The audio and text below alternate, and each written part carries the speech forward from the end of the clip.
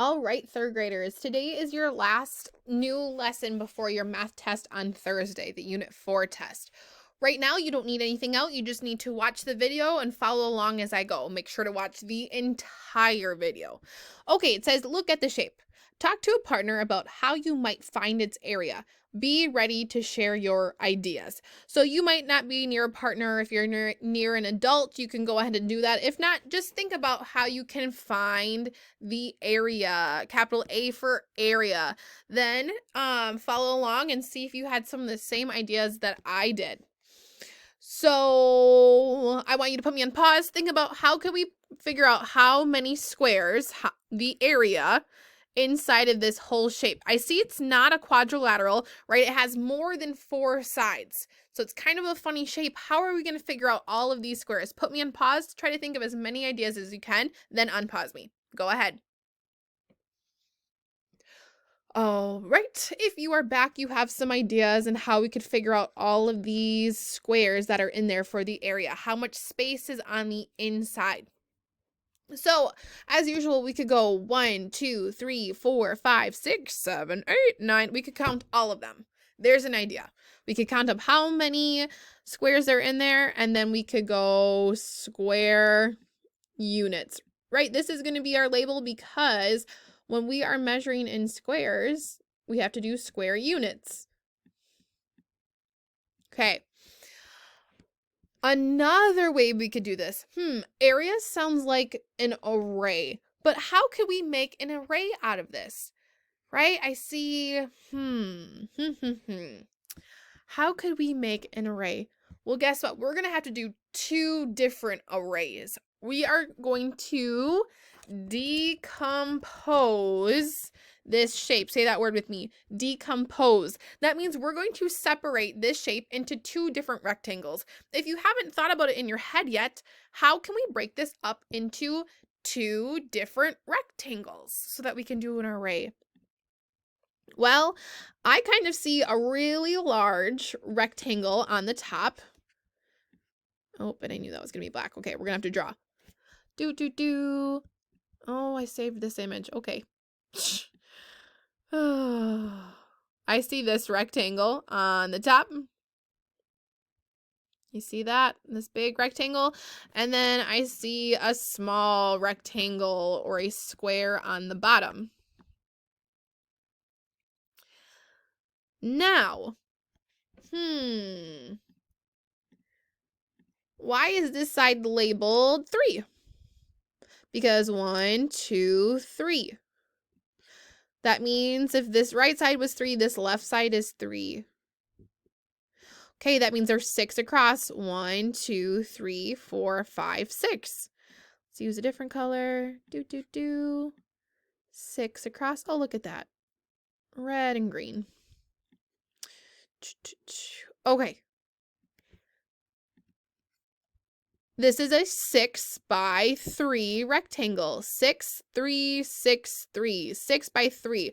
Right now, we are finding the area of our top rectangle. Again, you could count each square by itself, but we want to figure out the area of this rectangle. We're going to need to find 2 areas, the area of the big rectangle and the area of the small rectangle. All right, boys and girls, what is 6 times 3? Well, I know what 6 times 2 is. 6 times 2 is 12, right? 6, 1 row, 6, 12. 12 plus 6 is 18. So our first area is 18 squares. This black right here, there's 18 squares in there. 18 square units. Now we need to find the area of the smaller, oops, we already used red, of the small rectangle. If this side is 2 and this side is 2, that means they're all 2. What is a 2 by 2 rectangle? What is 2 times 2? 2 times 2 is 4. So we just found the area of the smaller rectangle. But we want to find the area of this whole shape. We want the big rectangle and the small rectangle together. We want all of this area. How many squares take up that area?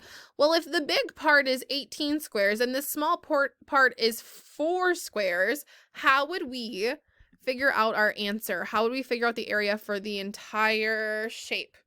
We'd have to add the big rectangle plus the small rectangle. 18 plus 4 equals what? 18, 19, 20, 21, 22. Our area is 22 square units. Woohoo! Great job solving that. I want you guys to look one more time. Oops, and I thought that was going to clear everything. Now, could we have made 3 smaller rectangles? Could we have one like this? Made this long rectangle and found 1, 2, 1, 2, 3, 4, 5. A 2 by 5, which would be 10. And then could I have done 1, 2, a 2 by 3, which is 6. And 1, 2, 1, 2, 3, a 2 by 3, which is 6. So if the purple is 6 and this purple is 6, that's 12. And the inside is 1, 2, 3, 1, 2, 3, 4, 5. A 5 by 2, which is 10. 6 and 6 is 12, plus 10 is 22. Could I have done it that way? I could have, but I had to figure out more rectangles this way, right? I had to figure out 3 rectangles, and I had to figure out this missing side length, which was 5, because you see it's not marked on here. Either way would work. We still get the same answer. So split it which way works for you, but make sure you're looking at all of your numbers and you're always counting how many are in each of your arrays. Okay, awesome job, you guys. To make sure that you are still listening to this video, when you send back this activity to your teacher, put a star, draw a star and send it to your teacher, then head on over to the math journal.